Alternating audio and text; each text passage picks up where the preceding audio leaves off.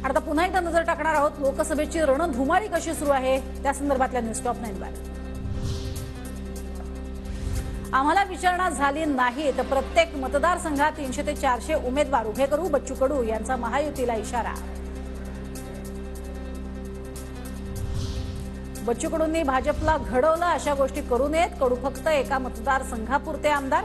प्रवीण दरेकरांची प्रतिक्रिया। महायुतीत विसंवाद होईल अशी वक्तव्य न करण्याचंही आवाहन।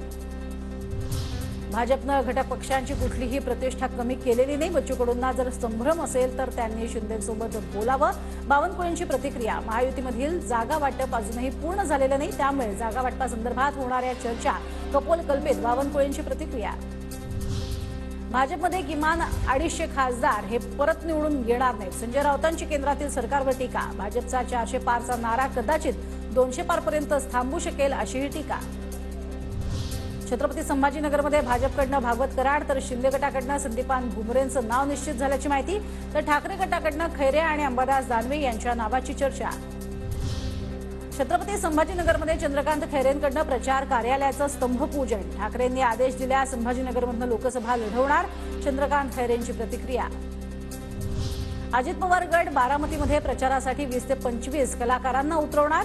अजित पवार गटाच्या सांस्कृतिक विभागानं घेतली जबाबदारी।